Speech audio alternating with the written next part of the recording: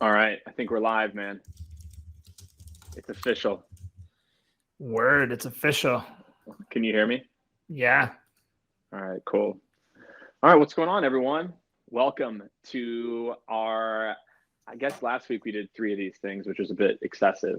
But every Monday we're trying to bring some new different vibes, some new different topics outside of just sales and marketing. And so, look, I've known Gaetano, right? I say it right? Fuck You yeah. missed the I knew Italian it. accent, bro. Come on. Yeah, I knew I got it though. I'm like, I'm gonna go. Like, I know that I know it, so I'm just gonna go for it. Yeah. So, so I've known you for a minute, man. Back in your sales hacker days, which wasn't that long ago. And one of the reasons that I reached out to you in particular is, you've got like a really interesting mix for me of marketing skills where you've done a little bit of growth marketing, more kind of traditional demand gen, growth hack stuff. So for me, when I think about kind of your background and what may or may not be interesting, I thought that would be a good kind of mix of stuff to talk about. So whether that's, again, like what's the latest and greatest with sales, how does marketing and sales work together, all those great things. So that's what's up, dude. At least that was my Man, thought. I appreciate you, thinking of me. You've always been somebody I've admired. I was telling you, before I was learning a lot from reading your content back from like 2016, 2017, OG shit, you know? Dude, I've been adding value for a long time. I just started doing a lot more of it. I love it, man. Yeah, it's I been just great. So it's awesome to be here with you, man. And Yeah, this is yeah, cool. I'm looking forward to it. So we've got a whole bunch of questions. So usually, man, I mean, I really like to treat this like an AMA as much as possible, which is people drop questions. For all of you, if this is your first live broadcast, if this is not your first live broadcast, then you might have heard this stuff before in the past. Um, if you have questions, we're going to be talking about demand gen. I also want to get into a little bit of work-life balance. I know you've got this post like you're playing the guitar, like you've got your music thing. So maybe you want to talk a little bit about work-life balance stuff too. And then I want to talk about, I had this guy, Chris Walker, on last week who talked a little bit about kind of marketing and applicable B2B, B2C kind of crossover things that they've done. And so we'll try to mix it up with a lot of like kind of a good mix of marketing, sales, and, little work-life balance stuff too. And for everyone, if you're joining now, let's see, Kara put it in here, but make sure put your questions in the comments. Again, anything related to sales and marketing, put it in there. And then make sure when Gaetano says something interesting, he told me that he wants you to hit the heart button. Like he wants the love, like he wants to feel like he's adding the value for you. So anytime you hear something remotely interesting, you hear him say, or if I say it, I like the thinking man. The new emoji, the thinking man, Gaetano. It's like, look, he made me think. Like that must have been like an insightful thing that Jake said. And we've also never done one at what is it, like 3 Eastern. So we'll see. Hey, if you're out there, you're doing appointments, your coworkers are doing appointments, tell them to hang up the phone, comment and tag them here so they can come over and say, you know what, we're just going to chill and shoot the shit for like 45 minutes or so. I love it, man. If you want to make things easier, you could just call me G. That's what they call me in the streets, man. I like it. All right. Well, no, I don't want New to. York style. I like showing that I know. For me, I'm just showing that I know, because I'm sure it took me like 8 times for me to figure that part out. So let's just start, man. Look, I know a little bit about your background, and I rarely do this, but I met you in the sales hacker days. So, maybe, just tell me a little bit about kind of your journey. We've caught up briefly here or there, but I don't even fully know kind of your whole journey other than kind of what I see publicly in the few interactions we've had. So, starting with sales hacker, your new role, give me the quick, like 2 minutes on your like marketing chops and the shit that you love to do, that you talk about, that you feel like you're, at an elite level. Yeah. Dude, I came up in the game relatively fast, so for, younger marketers out there, younger salespeople that are thinking about like, how do I level up extremely quick?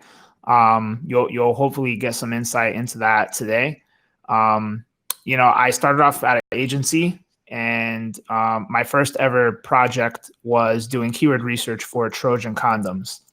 So I started in the world of SEO, technical SEO, content marketing, keyword research, analytics, building organic traffic, organic lead gen.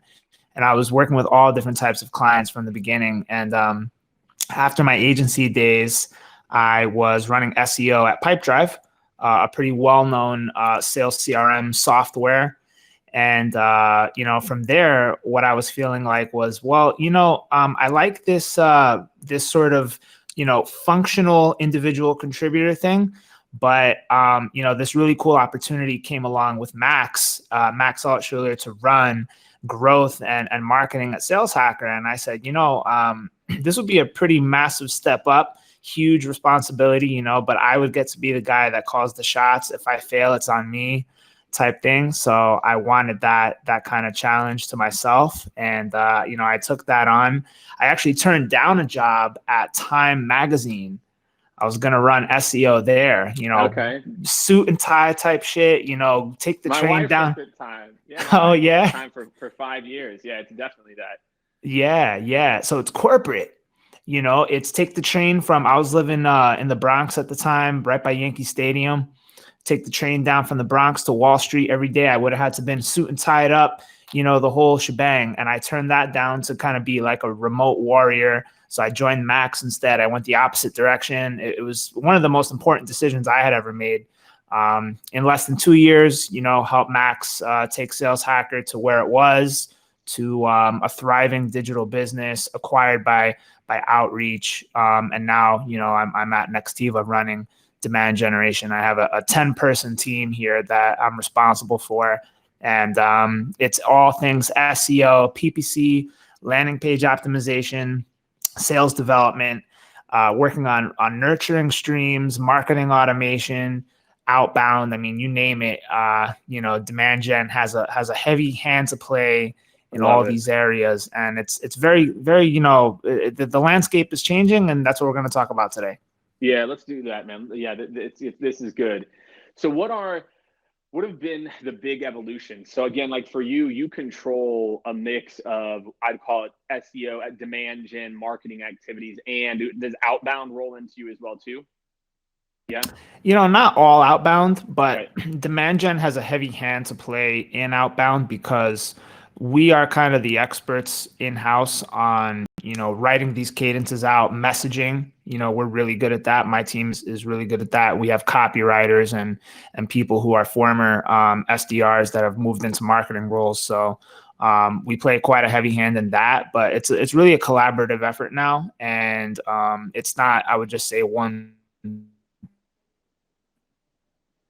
sole department's responsibility. It's really now more than ever before about collaboration and feedback and working together. And that's why I don't believe it's the sales versus marketing thing anymore. If there's anything that this year has proven us going into next year, it's the more collaborative you can get and the more you can improve that relationship, the better outcomes you're going to get. So yeah, look, I agree, man, but I still think most companies struggle with this. And look, I'm gonna ask you a question. I was about to make a statement that marketers might not have liked, but what do you think makes your vantage point different?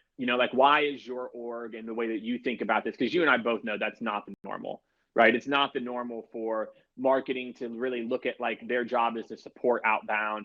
Like, what do you feel like you guys do that's different? Or like, maybe even from what you saw, whether it was at your days at Sales Hacker or other places, like what made you do things differently? Or what are some of the key, maybe tactical things that you do differently that like a frontline marketing person or frontline sales leader or, SDR could relate to? Yeah. Even back from the Sales Hacker days, it's like the metrics kind of need to be tied in together. So it's no longer like even at Sales Hacker, it was no longer about like, hey, sales team, I got you guys this many leads. And then they would say, great, now we'll take that through and, work it through the process and see what we get. At Nextiva, we actually have a shared metric with sales, which is proposed contract amount daily. So this is no longer good enough to say, hey, sales, I got you these leads. We also look at how many of those leads were quotable. So we are looking at that as kind of a directional metric at how we're performing on both sides, because we can't just get, the sales, the leads that are, maybe interested 2 to 3 months from now. It's the ones who are interested soon. And it's up to sales also to, be quoting every person that comes through that door. It's quote or die. Even if you're not talking to, let's say, a decision maker, right? It might, in our case, we might have, say, an office manager who is collecting information for the business owner or the decision maker, or, right, an IT assistant, right? And you don't want to spend an hour on the phone with that person, but then again, you don't want to brush them off too quickly. And that's where QA also comes in, and our sales training and coaching and enablement. And that's where all this has to come to a crux, because that is where we're able to see, like, how effective are we truly in getting, leads who are ready to have, or reasonably ready to have conversations, and then is sales holding up their end of the bargain.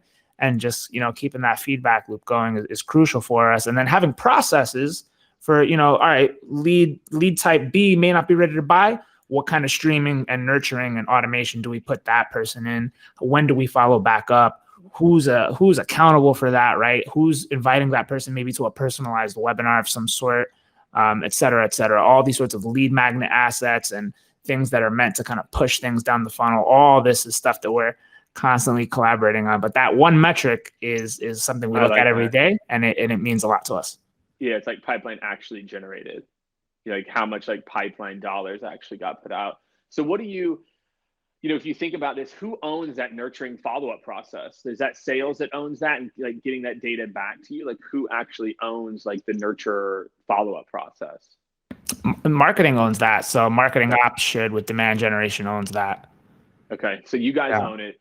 What do you think if you're I'll tell you, one of the most consistent things that we see when we go into companies is a lack of nurture streams, whether those are nurture streams coming from outreach or sales loft, whether those are nurturing streams coming back from being recycled back into marketing automation. How do you all manage that? Because I'm a firm believer that, look, once someone finishes their first run through or interaction with your company, that's the beginning, right? Like, you cannot think that, you might maybe you're all time and you convert, 10% of those people. That means there's 90% of people that I cannot tell you what, I don't know what the percent is. My gut tells me it's at least 75, if not 80%. I would say that high of amount of organizations have horrible return paths, horrible ways to like keep those people warm. And so what are maybe like one or two of the strategies that you all use that, that you've seen actually move the needle on getting people engaged?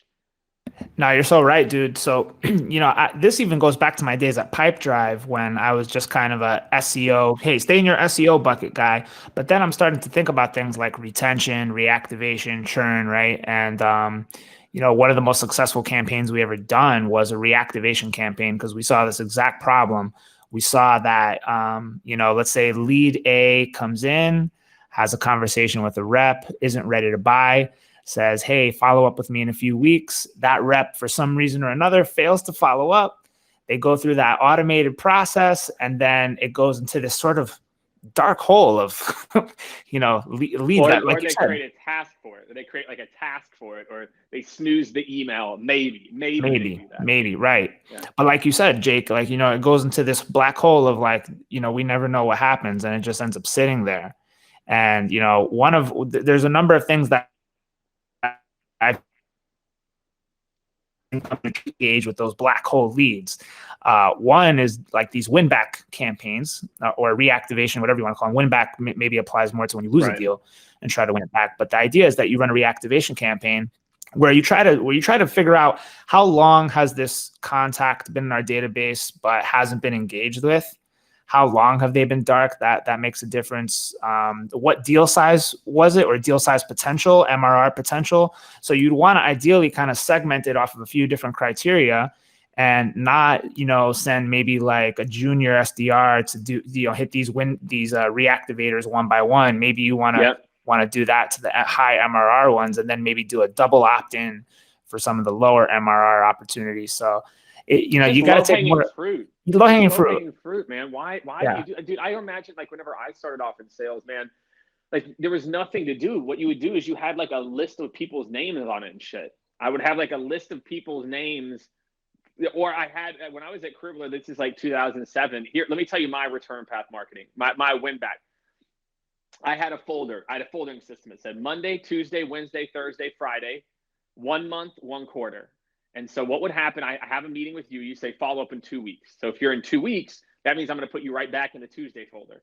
And then I open up every morning. I get in. I open up my Tuesday folder, and then I'm like, oh, this person said 2 weeks, and it worked. It worked like it gave me like stupid scale over people. I just always had this mindset of like, once I've engaged with you, now is the best time. Like now you've actually heard something. Yeah, exactly. It's not like, you went from ice cold to try to get them hot out of nowhere. Exactly. So yeah, it's a huge problem though, man. It's one problem that like every single company is struggling with right now. There's no question about it.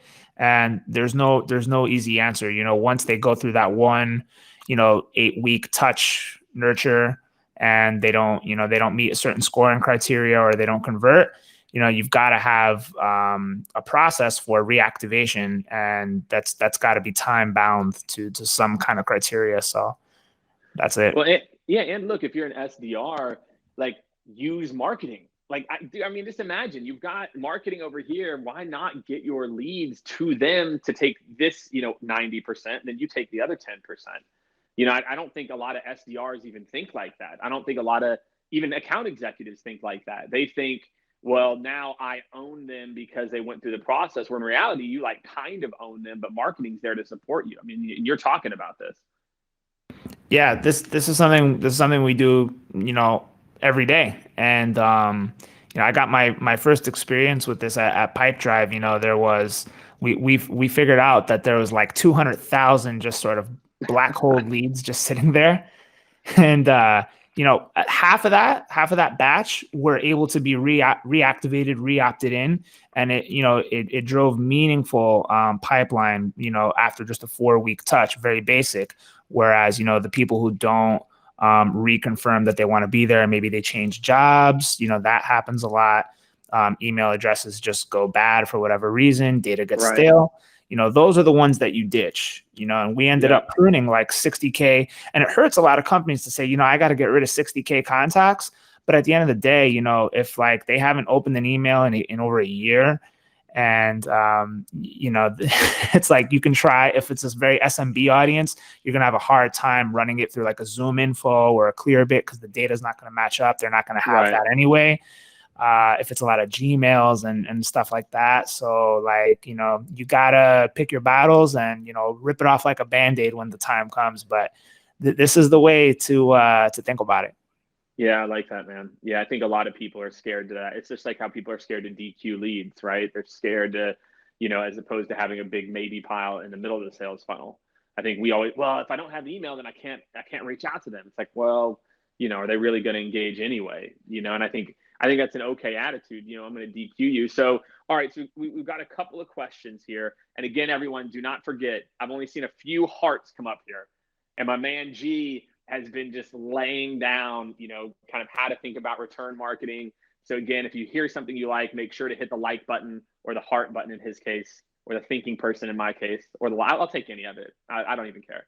And please leave your questions in the comments. It's massive. We've got a whole list from people who commented on my post, commented on his post.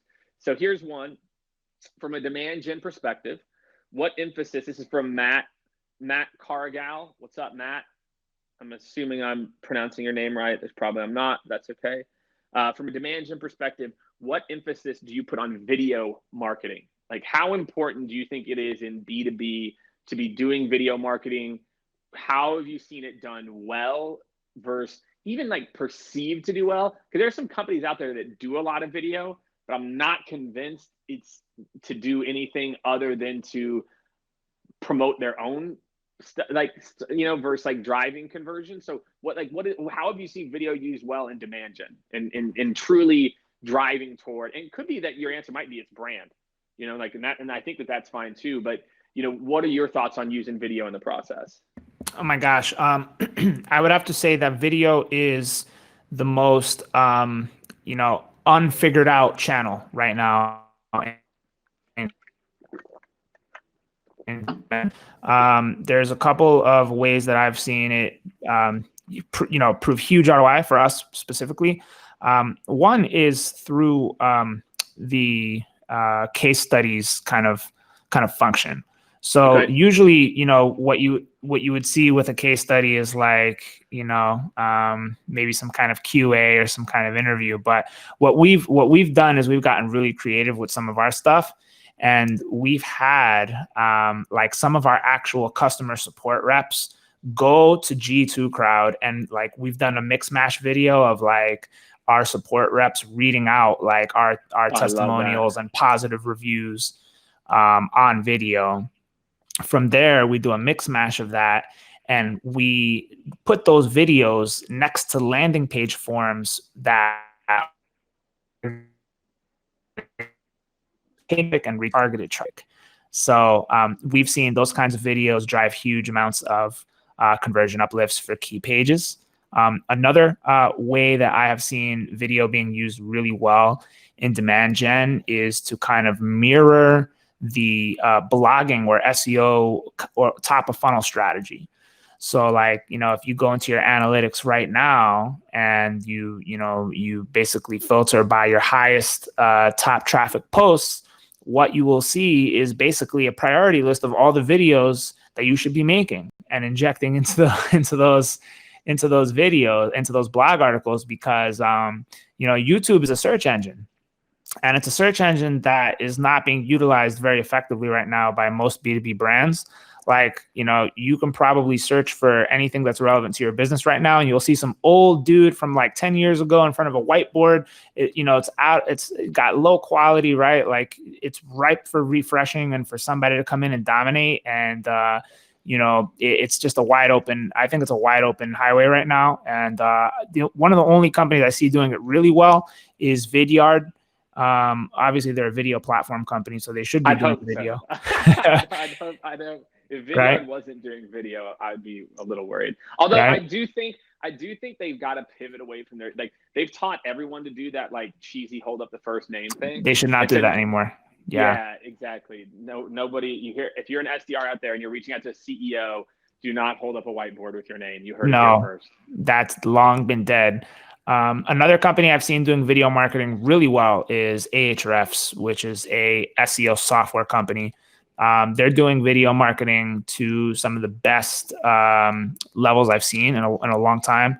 I highly recommend checking out their YouTube channel. And some other B2C inspiration I look at is like this guy, Dr. Axe. He's like a medical doctor with like a personality and stuff. And like, he's got over 1 million followers on his YouTube. Like I look at B2C inspiration as well. So yeah, me too, man. Yeah. I mean, we like for a lot of other people and even in our marketing and content, like they all like have some elements of B2C background too, just because, or they've had like heavy social.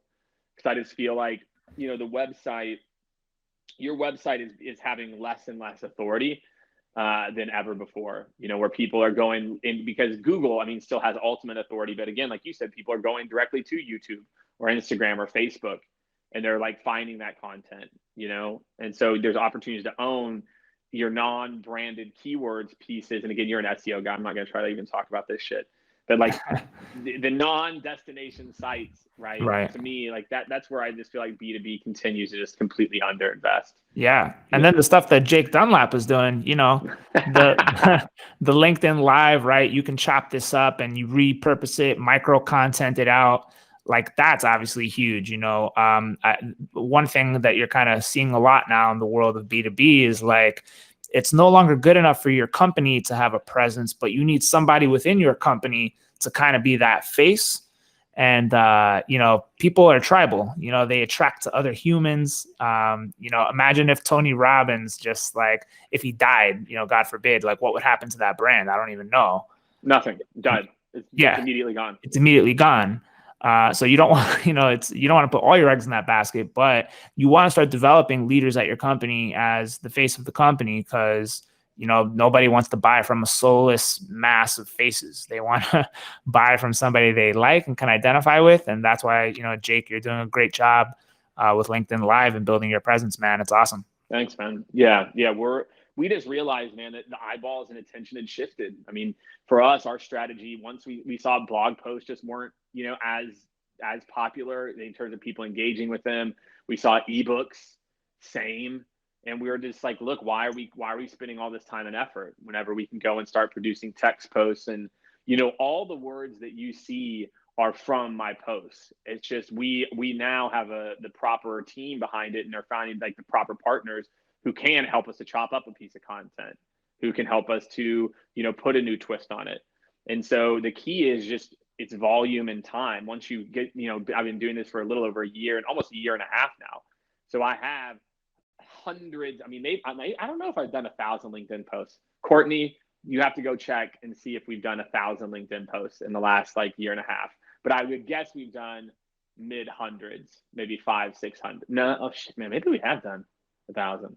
But anyway, when you do that much content, and now there's things that you can actually track. There's an app called Shield that Justin Welsh actually turned me on to. And now we can actually track individual pages. So now, to your point, just like you mentioned the YouTube, well, I now know what people performs best. And guess what? When we take that content that did well from a little bit ago, we put a little new twist on it. It does good again. It does well again, like almost every time. Yeah. So we just started to realize that this is the play. This is where eyeballs are. I mean, it's great, man. Everyone else is, like you said, they're like, let me go blog, let me go the traditional routes, ebooks, right? Even webinars, you're seeing a decline in engagement. It's so tough. Why do a webinar? Why would I sit here and be like, look, I'm so anti-webinar right now, because I didn't need to do a webinar. People all the time, almost every post, Jake, well, where do I sign up? I'm like, you don't sign up. You just hit follow. And when I go live, I go live. And we did a webinar in August. It was on a very specific topic, but man, I don't know the last time we put on a webinar where I was the main piece, because I think this builds more audience and actually gets you what you want. And guess what? If I wanted to, I could go scrape the likes of everyone who liked the post, and also, just because you tuned in for a webinar or LinkedIn Live, it means your intent is about a 0. And I feel like it used to be, because there was so little content, that if you went to a webinar, downloaded an ebook, that your intent was somewhat higher because you only went to that one place to find it. And I just think now there's just so much content out there that you can't afford to be so guarded like we used to. Yeah, it's so bad. And I make this point to, people were asking me internally, like, hey, if we launch a webinar program, what's that going to do for our lead gen?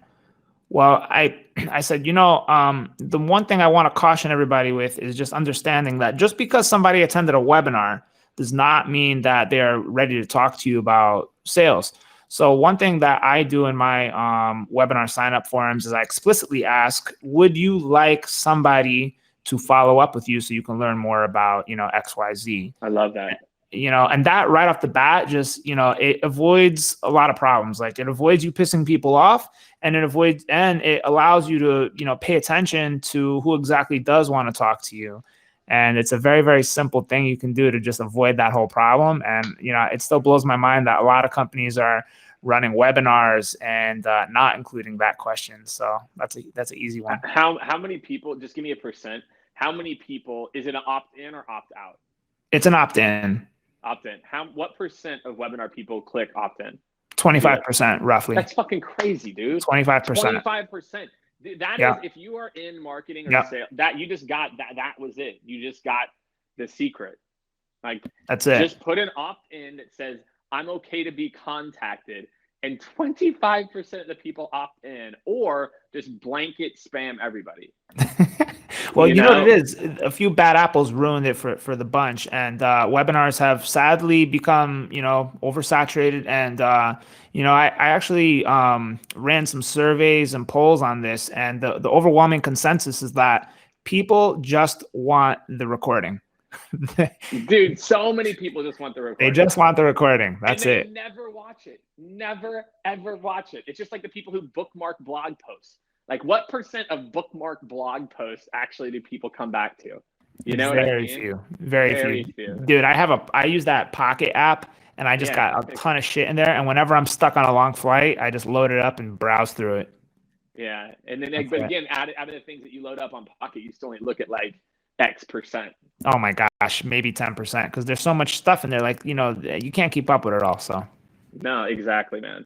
All right, so Cam Bjork has a question. So again, everyone, please drop your questions in here. You are learning the secrets of how to get a 25% conversion to meeting from webinars. And oh my God, the secret is you ask people if you can reach out to them. imagine that. Holy shit. I love it. All right, so Cam says, what are your thoughts on fostering an online community dedicated to the industry persona you serve, like a Reddit? It wouldn't be solely focused on what your product does, but the broader profession. For us, that'd be procurement, supply chain. As a follow-up, what stage of the company growth would it make sense to set this up? So, man, you obviously have built kind of a community. Now, Sales Hacker was kind of like always a community that then figured out how to monetize, kind of like a MSP or something like that started off like community. But let's flip this. And maybe you guys are doing something like this now. We're starting to think about this at Scaled too. And we've got a couple of ideas. I think we're going to launch realistically probably early 2020, maybe early this fall, on like some ways that we're thinking about this. But I'd love to hear, what do you think about communities around topics versus the company? Have you messed with any of that? What learnings did you have from Sales Hacker? Yeah. It's actually really hard to build communities. That's a given. How do you define that though? How do you define community, right? Like, because I'm sure Max would have been like, our community, and like my community is huge. We have 350,000 people in the community, right? And but in reality, how do they talk? So how do you define a community, or like what does community done right mean to you? Yeah. It's interesting, man. So at Sales Hacker, we defined community as the number of people subscribed to our email list. And, we would just be like, join the club. You want to make it feel like a club, right? Like this guy, Backlinko, Brian Dean from Backlinko, is really good at that. You join the cool club, aka that you'll get exclusive tips that you won't get on the website and all this other stuff.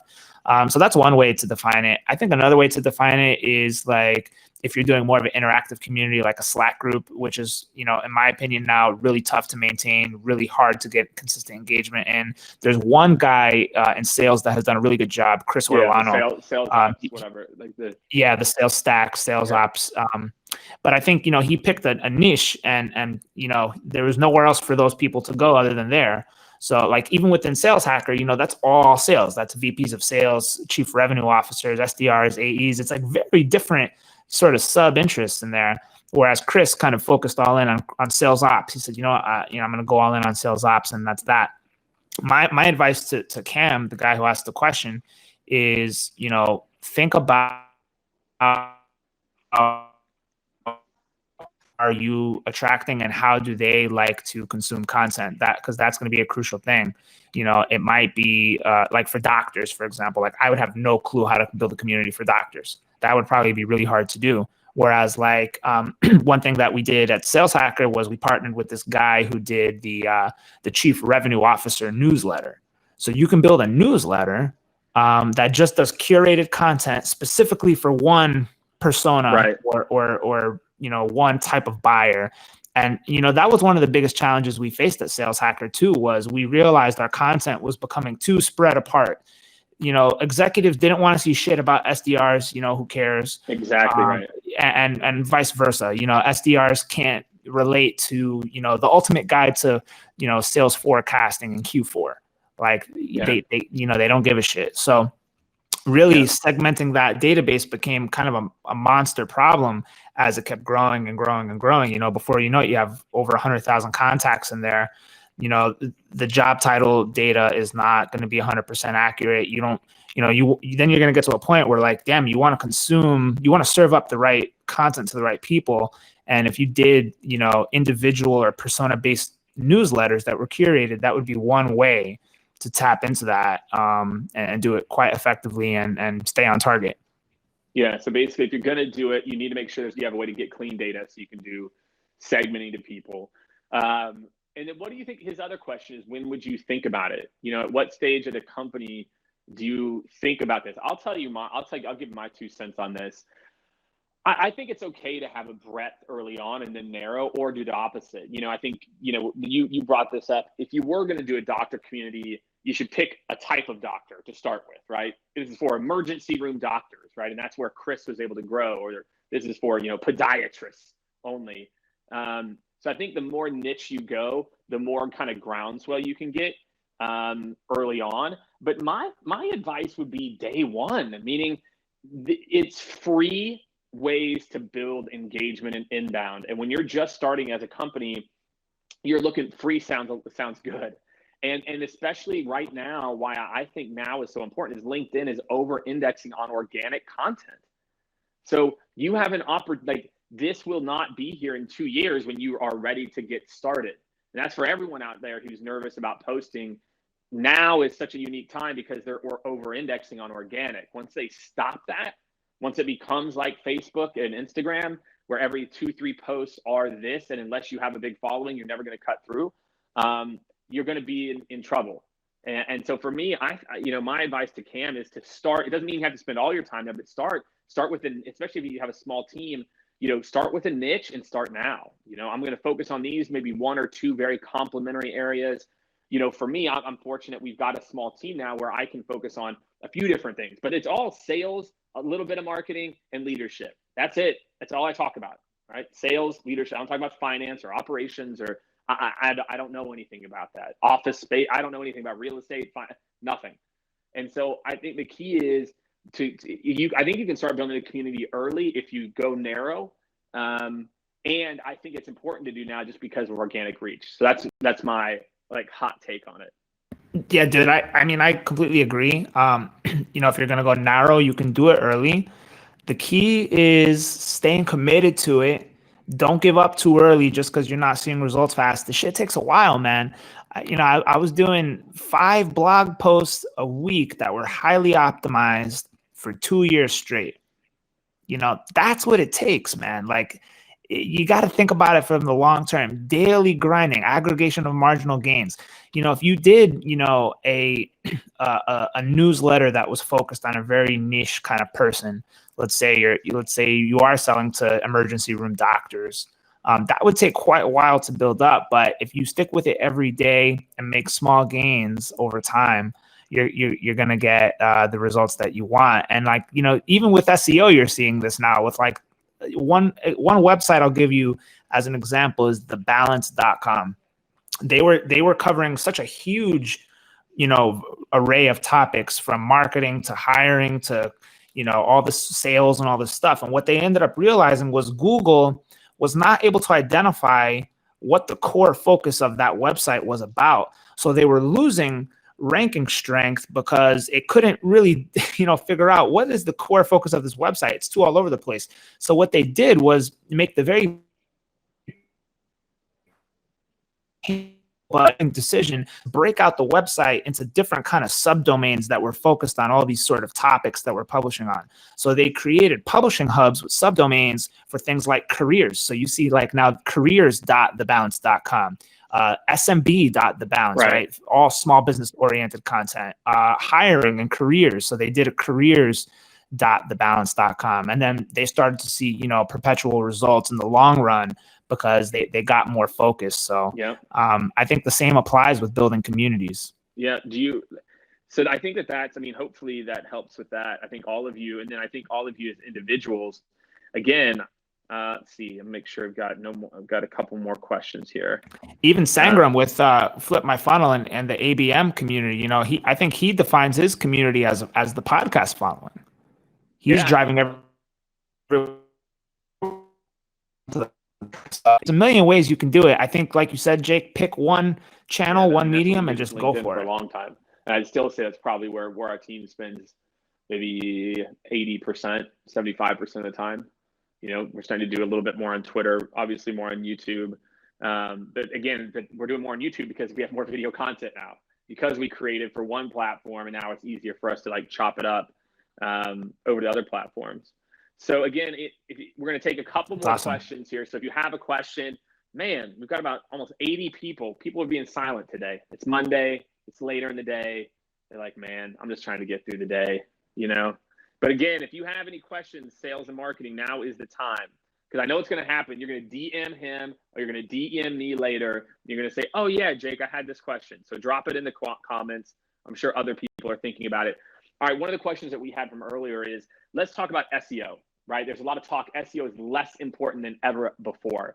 Like, you are an SEO guy. You grew up in the SEO game. You've seen its evolution. And I think it's the SEO guys, no offense to you, that tend to hold on to this, it's still relevant or not. What is your, now that you're a demand gen guy, you look at everything, what are your thoughts on SEO and where it's going? Yeah, it's getting much harder. And kind of the same pain that like salespeople are feeling with all the saturation is the same feeling that inbound marketers, whether you're doing social or lead gen on Facebook, but particularly SEO, is getting really crowded. Jake, as you said, you realize that hundreds, if not thousands, of blog posts are being, dumped into the internet every day. 2.1 million. This is from almost a year ago. It was like 10 months ago. I remember this company came out with a stat that there are 2.1 million blog posts every day produced. Disgusting. And there's only like 3 people, maybe 3 to 10 people a day doing LinkedIn Live, right? So there you go. But yeah, so back to the saturation thing. Now what you're seeing in SEO is a shift toward Google rewarding aggregator websites, directory websites, review websites for all the terms that like vendors used to be able to rank for. So like, Nextiva built their entire SEO strategy long before I was part of the team on one keyword. And I don't want to say what that keyword is just because I'm sure there may be competitors lurking, and I just don't want to give away too many goodies. But I got you. Any competitor could probably look us up and figure this shit out. Then what Nextiva didn't realize was, they made a big gamble. They made a big bet on optimizing the entire site around this one keyword. And then what happened? Well, Google realized that people searching for this term actually don't want to just see one result from one vendor, right? They want to see a whole list of what's out there. So Google shifted that traffic away from vendor websites and gave it to all these other websites that are giving you lists with reviews, with star ratings, right? With links to, all these other pages within that website, and, real commentary from real customers. So Google figured out that vendors and vendor websites were able to game the SEO system and kind of not serve up the best content and the best results for what the desired user experience is. And they said, you know what, the proof is in the pudding that, websites that were ranking on the lower half of the page that have all these results, all these reviews and all this stuff that people want are getting more clicks and more engagement than the websites that are at the top. So we need to put this around. And now the vendor websites are saying, oh, fuck. Now what do we do? Pay attention to G2. Yeah, I mean, look, we've been talking about G2 baby, for the last year and a half, man. And so I think we saw that, and now they're coming after, or like not coming after, but they're all in the services space too. You type in best sales consulting training or best sales training, whatever, and they're ranking number 1 or number 2. Oh yeah. G2, Capterra, Software Advice, all these review sites are absolutely the future of SaaS SEO. There's no question about it. And you're in denial if you don't believe that, and you're just lying to yourself if you don't realize that. And now what you have to do from an SEO standpoint is actually find the long tail bottom of funnel opportunities. Stop going for all the keywords that everyone else is going for. You're wasting your fucking time.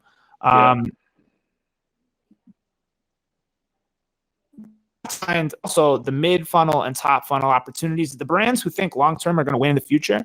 And right now it's it's a scramble to the bottom. Everyone's trying to game the SEO stuff for bottom funnel, but you can't do it anymore. You can't just flood a page with backlinks, or there's no magical optimization strategy that's going to get you that ranking back, because the way that buyers buy has shifted, and Google is changing with the times, just like how vendors and sellers have to change with how buyers want to buy. All right. I've got one last question, okay? I think this is a good one because a lot of people get this confused. For you, and maybe you hate this term, so you can say I hate it too, and you can tell me the difference, right? a lot of people still talk early days about growth hacking, right? And they talk about different ways to growth hack versus just growth marketing techniques. So how do you see the difference between those two things? How have you, are they just evolutions of the same thing? What do you see as kind of version one of a marketing engine, and like how that, because I know there's a lot of people that might not have a 10-person demand gen team. They might have a 4-person demand gen team, right? So what do you see as the difference between kind of growth hacking and we'll call it like more like marketing? Or maybe there is a difference. I think there definitely is a difference. I want to get your take too, Jake, but the way I see this is like V1 of a marketing engine is setting up the infrastructure, the flywheel. So, for example, at Sales Hacker, the flywheel was keyword research and content planning, aligning with influencers to write that content for us, running it through the optimization process and editorial, design, publish, promote on social, hype up, hit the email list, refactor that content into other mediums, webinars, nurture, link building, and maybe a little bit of paid marketing, maybe, publishing some of that content on Facebook and boosting it with some cheap traffic just to give it a boost. And then, that's the flywheel. So there's not really much growth hacking happening there. It's very fundamentals, blocking and tackling. It's a very basic way, and maybe some influencer marketing sprinkled in there, right? But for sure, I think that's definitely some influencer marketing, right? Like you were getting the sales influencers for sure to be your content engine and giving them a platform because there really wasn't a place for them to be a platform. So I think you guys definitely capitalized on that. For sure. And then we had a CEO with a lot of connections, Max, and then events too, right? So all these things were like kind of V1. These are all like, the fundamentals. And then when you think about growth hacking, to me, like there was one infamous example of growth hacking where, a guy on LinkedIn who was very well known said that it would be a good idea for you to export your LinkedIn contacts, upload every one of those contacts into your Product Hunt account, and then whenever you release a new product or feature, they'd automatically get notified via email. And that was considered a growth hack. Now, to me, that is considered spam and lazy and just not smart. What I would consider to be a growth hack is things like, finding like free giveaways and offers and things to inject into your landing pages and try to optimize for conversion. I think of growth hacking as like conversion rate optimization. I think of it as if I've got a blog post on Sales Excel templates that is getting like, say, 5,000 visits a month, and I don't have a content upgrade offer to inject into that post, and that post has a 70% exit rate, meaning that, only 30% of the traffic that comes there either clicks through to another page or goes somewhere, then that means I need to reduce that exit rate.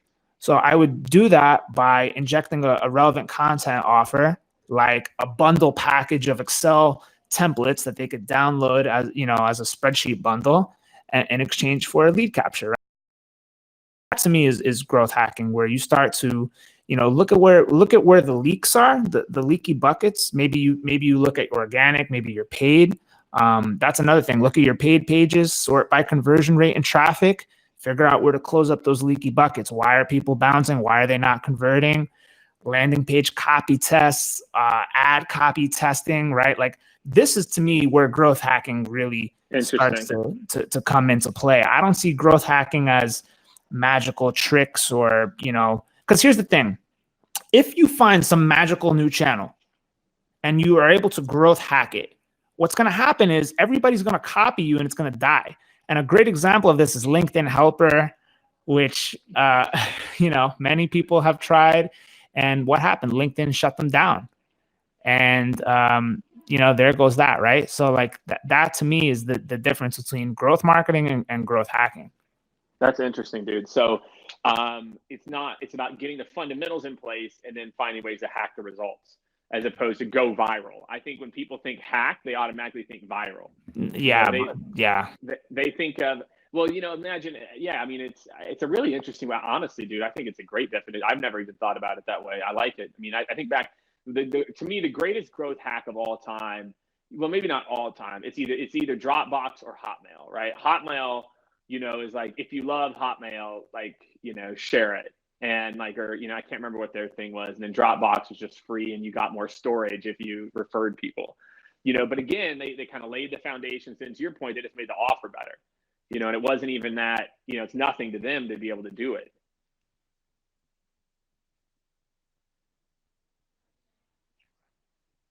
Yeah, exactly. Mixmax is another one, powered by Mixmax, in Every email that goes out, right? Like there are these, every email that goes out, right? So there are these Uber examples, like, the refer a friend and get credit off your next ride type stuff, right? Like there's all these things that you can do within the product that can create these little hacks. But like you said, it's little layers on top of the fundamentals. And you even said it, they just got the offer better.